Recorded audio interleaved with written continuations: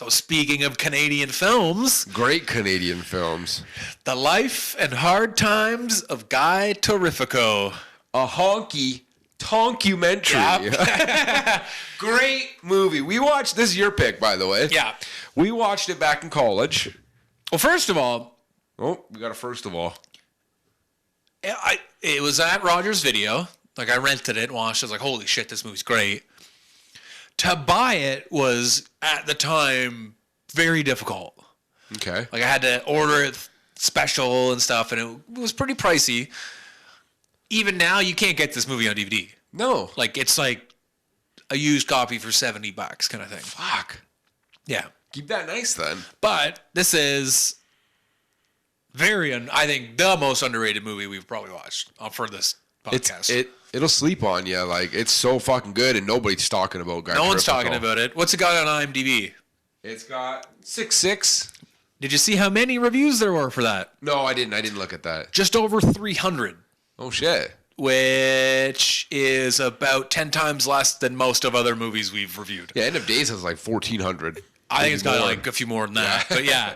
So no one's even watching this movie and reviewing it online. Which is too bad because, first of all, it's about a country music singer from Canada, which is awesome because it's not just filmed in Canada. It's not just a Canadian movie. But Guy Terrifico is Canadian in the movie. Mm-hmm. And he's got an awesome guitar with the Canadian flag on it. That's pretty dope. That was great. And it's a honky tonkumentary about this guy who started becoming famous for his music in the late 60s, early 70s. Yeah. And his journey through the country music scene at the time. And it's a honky tonkumentary or a mockumentary. Yeah. So similar to like Spinal Tap. Totally. But they have interviews with real country stars from back then. Yeah. Merle Haggard, Chris Christopherson. Yeah. So I don't know if I noticed it a lot more when they're talking to Merle Haggard because he's barely awake in the fucking movie, it seems. He's there. He's all right. He's old. But, so he's not reading a script. No. He's telling a story about another country musician and just replacing the name with Guy. Oh. So all the stories you hear are all true country stories, just obviously not based on this fictional character. Who is he talking about? Graham Parsons is the main guy they talk about. Oh, really? So, I don't know, did you know the manager that they have in this movie? Yeah, I want to talk about him. So what's his name? Phil the Mangler Kaufman. So Great storyteller, by the way. So Phil Kaufman is Graham Parsons' manager in real life. Oh, is he? Phil Kaufman's a music manager in real life. Okay, did not know that. Yeah. And Phil Kaufman also is the one who stole Graham Parsons' body. Stole his body? What are you talking about? You never heard this story? Graham Parsons is dead? Graham Parsons died in the 70s. Are you thinking of someone different? I think I might be thinking of Alan Parsons. I don't know who that is. Like, who is the guy? Okay, have you ever seen the movie This Is 40 with Paul Rudd? I know of it. He's a record exec. Isn't he talking to Graham Parsons in it? No. The Graham Parsons Project? What's that? Or is that Alan Parsons? The Alan Parsons Project is like, that's the Parsons from ELP, I think. Fuck. Anyways. Music's tricky for me. All right, let's go back. So we're totally wrong. Yeah. Graham Parsons was the lead singer of the band The Byrds. Okay, I've heard of them. Okay. So Graham Parsons died. Graham Parsons hadn't been in touch with his family in a decade. Yeah. So he died. The family goes, we're going to have a funeral out here, blah, blah, blah. Phil Kaufman was like, no, Graham's wishes were like cremated, then ashes strung at the Joshua tree. Sure. Family's like, no, we're not doing that. Fuck you, best friend of our son. Who we haven't talked to in years. Exactly. So Phil Kaufman and a couple of his buddies, friends Graham, stole the body. Amazing. And went to the Joshua tree. Amazing. That's a good fucking manager. It's a movie starring Johnny Knoxville they made about. Johnny Knoxville plays Phil Kaufman. Yeah. Fuck. So when Merle Haggard is talking about how some guy comes up to him, puts an arm around him, acts like he's his best friend, and then he ends up punching him out, that's Graham Parsons he's talking about? Maybe. You don't know for sure, but it's not Guy Terrifico. Not Guy Terrifico. But like a lot of the stories for sure are based around Graham Parsons and his craziness. So, the story that Chris Christopherson tells about Sam Peckinpah firing off a gun in the music venue, that's Graham Parsons. Really? Yep. Where he's like, let him sing he's his a poet, God damn it. Yeah. Sam Peckinpah was a fucking psycho. Maniac. So anyways, this movie's about Guy Terrifico. Started a music career. Before that really gets off the ground, he wins the lotto. Yeah, $8 million. $8 million. So he's set for life. $8 million in 1968. Yeah. Might as well be $100 billion. Like, same thing. You can do whatever you want with $8 million. So he then throws a giant party at one of the Toronto hotels. Yep. That story is based on, I just had it. Ronnie Hawkins. Rockin' Ronnie Hawkins? Rockin' Ronnie, you used to apparently rent, like, the floor of a fancy hotel and just throw fucking just get wild bangers. Yeah. Goats and whatever showing up. I have to go down there and talk to him if I was staying at the hotel. Guys, let's keep it down, right? I'm trying to sleep. Mr. Rockin', please come. Yeah. So, and Ronnie's in this movie, too. A bit. Yeah, he is, yeah. And it's written and directed by Michael Mabbitt. Who did one other thing. What was the other thing? He did the TV show called The Yard that was on HBO. That was about, familiar. Like, it was pretty much HBO doing Recess. Like, it was about, like... Kids at recess? Kids, but got like an one of the first episodes is this kid has like an underground peanut butter and jam sandwich, like, deal going on because he can't bring peanut butter into the school anymore. Yeah. So he like sneaks them into the playground and sells them on like his black market. Hilarious. It's Recess, but with adults. Live action. Yeah. And it stars Matt Murphy as Guy Terrifico. Do you know who Matt Murphy is? No. He's the lead singer of a band called The Flashing Lights and the Super Friends. He's a very 90s East Coast musician. Gotcha.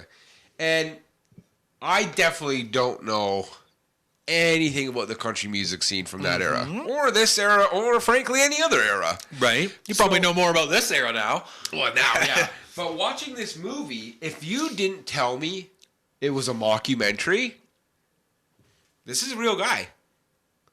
You think? Yeah, this is a real fucking guy. What about when his lovely wife there starts farting on stage? People have performance anxiety. But how the mics picked it up so well is more baffling, really. I don't know much about sound equipment. What do I know? I don't know anything. Okay. So to me, like, the stories are really well told. It's got really good footage, and they make the footage look like it was filmed. They do. I like that. They do a really good job of making it look grainy. Like yeah, totally. So, I mean, to me, as a guy that, okay, sure, I love movies, and I've watched a lot of them. I don't necessarily know a lot about the filmmaking process, or, again, about sound equipment and whatnot. So, to me, it looked like not the interviews, but it looked like his performances were filmed back then. Yeah. You know, they're not using big name actors where like, oh, okay, that's Bruce Willis playing a host of a TV show in 1970s. Other than the midget, he's the only guy I knew. I didn't even know. I actually thought it was Pete Dinklage. Oh, wow. I know. It wasn't, though. But that guy, that midget's been on lots of stuff. Lots of stuff, yeah. And so, again, like, to me, maybe Guy Terrifico was a real dude. Fair. Okay. Yeah. And again, I didn't know who these guys were actually talking about, like the country stars when they were doing interviews. Chris Christopherson, I know he's a real country singer. Yeah. He filmed a movie in Bracebridge. Yeah, well, did he? Yeah. It was bad. What was that movie? I forget. You can look it up. Did it have a snowmobile chase? I don't think so.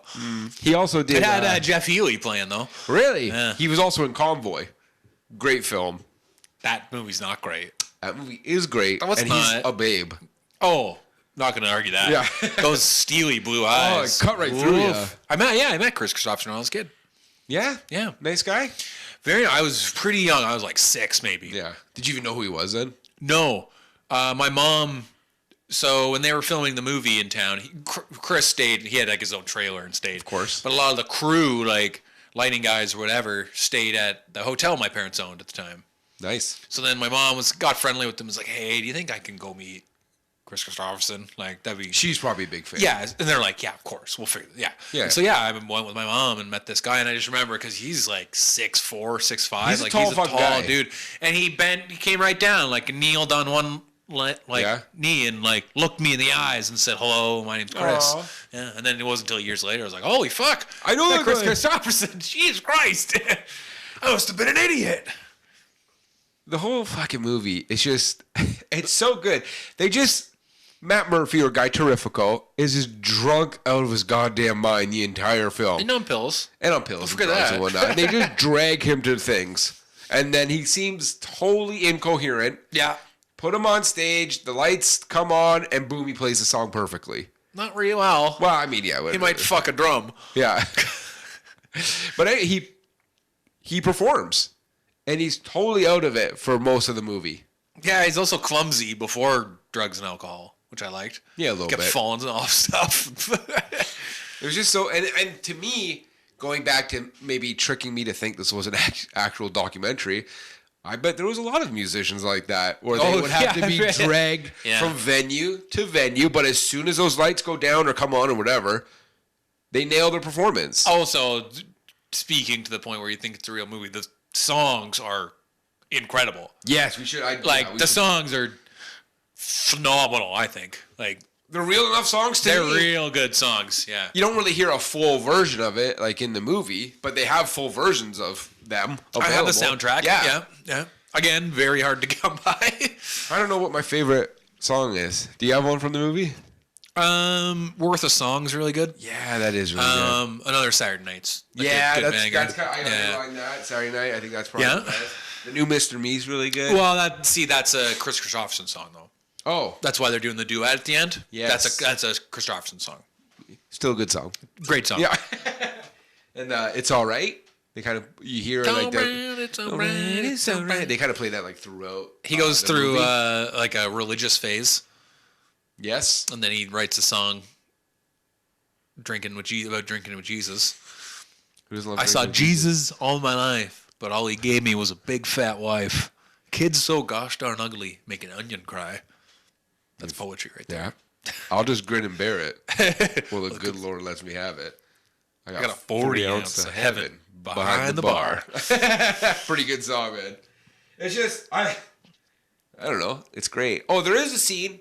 I just want to talk about this because it's just one of those manly activities I don't get. Okay. There's like a poker playing scene. Yeah. I don't get poker, man. Have you ever played poker though? I played a little bit when I was in college. I was gonna say I played poker with you.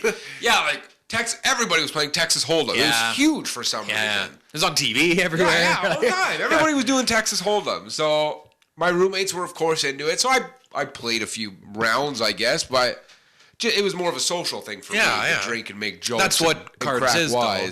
That's what. But I didn't get any enjoyment of like putting a nickel down and losing it or winning an extra nickel or whatever the fuck. I don't get gambling. Yeah, but if you're just playing with nickels, it's not really gambling. Even like gambling, I don't get the adrenaline. I see it as losing money, not potentially winning money. Yeah, I see it as just a loss, strictly. Have you ever gambled much or only? Nickels and dimes at Texas Hold'em, and some slot machines here and there. Right. I've never gone up to a blackjack table, thrown down like $20 or something, and all right, let it ride on 7 black or whatever. So that's roulette, not blackjack. There you go. See, I don't get it. I won pretty big at the casino at C&E one year. How much? Let's see.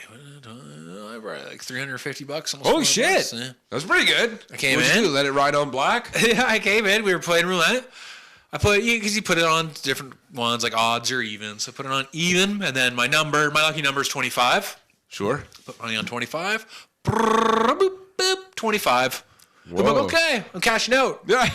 And like the people at the table are like, oh, that's not how you play. Like, bro, I'm like, that's how I play, I'm good, man. Yeah. Like, I'm not staying here all night. For $300. I say, well, you fucking degenerates at the C&E casino. Yeah, Jesus you all smell like diarrhea. I'm out diarrhea and cabbage. Yeah, I need to go buy some DVDs for $1. No, I bought a violin that didn't work. So C&E got me. So they still got me. You bastards. So yeah, Guy Terrifico. Also, it's not a long movie either. It's only like an hour and a half. Yeah, perfect. Because I mean, how can you keep this? There is my favorite part of the film, and it's cool because I like when they do this device in movies where they'll have, like, obviously on DVDs they have chapter selection, right? Yeah. But this movie actually had chapters, and like a title card would come up. And one of the title cards that came up sort of between the middle and the end of the film was the Nashville incident. Yeah. And that's where Merle Haggard tells this story of running into Guy Terrifico and Terrifico trying to be his best buddy, and Merle tells him to go fuck himself, and punches him in the face, and says, "I'll never play a fucking note with you ever. You're a fucking piece of shit." Yeah, he's supposed to. Guy Terrifico is supposed to perform on this like family country variety show kind of thing, like a more family friendly hee haw. Totally, something like that, right? In Nashville, obviously, and he shows up fucking totally drunk. He's got a black eye, scaring the children. He's drunk, assuming he's on pills. Yeah, and he's been concussed. Yeah, right. So he shows up, and he bends over, and he pulls off his glass. He's got this big fucking shiner, and he talks to this little kid, and he's like, "What does he say?" He said, "Do you know Merle Haggard? Do you know what they say? Do you want to know the truth about Merle Haggard?" And the kid's like, "What?"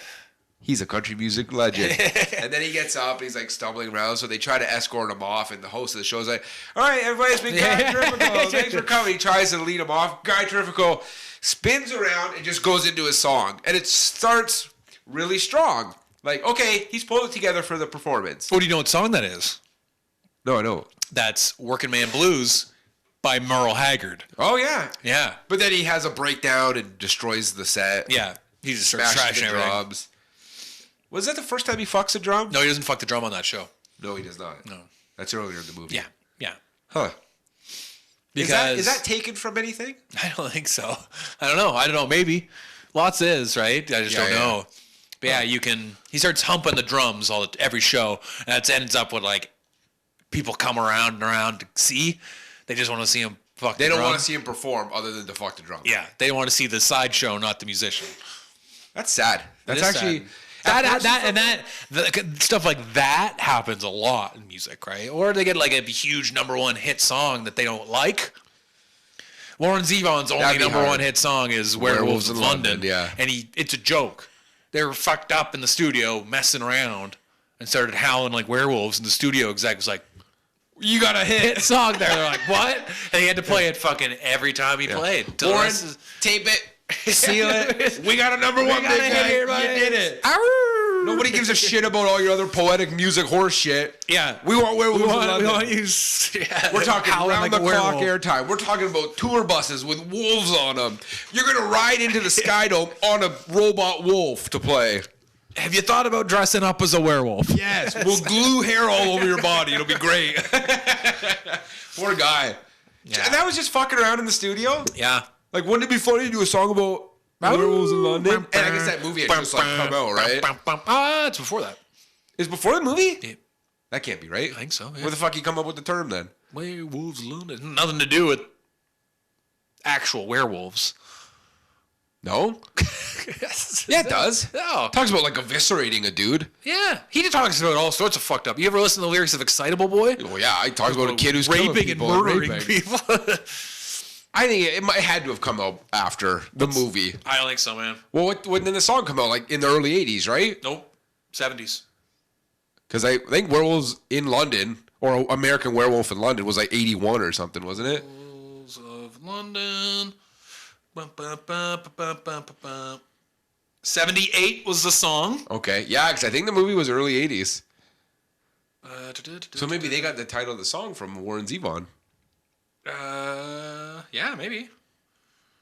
Good werewolf, I can spell 81. Yeah. So the song came first. Oh, shit. Boom. Not often wrong, and I'm right again. Pardon me.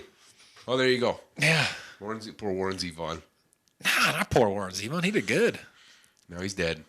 Well, yeah, but whatever. Also, he did the song Hit Somebody, which I struggle to listen to that one without crying. That's a song I actually get to. Like, I'm not a big. There's no guy. Poetry about it. It's specific what they're talking about. Yeah, right? totally, right? Yeah. And it's not vague. Or you don't. No, it is. They're talking about a goon. Here's his name, like. But it's still a beautiful song. Of course. One way, either way you cut it. So yeah, the life and hard times of Guy Terrifico. I mean, I don't know how anyone would find this movie. It'd be a tricky one. I just can't believe it's not as well known. It's Canadian. Nobody watches Canadian stuff except you and I. Yeah, that's it. Nightbreed was almost Canadian. Oh, almost. People talk about that movie. Hey, speaking of great Canadian content these days, you know what show's fucking really well written and done? Kim's Convenience. Disagree. Oh, come on. I watched the whole first season because you said such good things about it. Let's move on. I can't talk to you anymore. I'm not going to have you bash Kim's Convenience. Guy Terrifico. Awesome. Try to find it. Yeah, try to find it. I guess. If you can probably stream it Also, somewhere. Murphy doesn't fucking show... Like, he doesn't act anymore. He's just back to being a musician. I mean, he was barely acting in this. He was mostly being dragged unconscious through the film. And again, if Seamus hadn't explained to me that it was a mockumentary... Well, it says right on it. No, it says a honky-tonkumentary. Well, I don't even know what the fuck that means. You read the back, and it's like, they tell actors' names and stuff. Like, yeah, I guess. But anyways, still a fucking great movie. Great songs. It's funny. It's surprisingly a funny movie.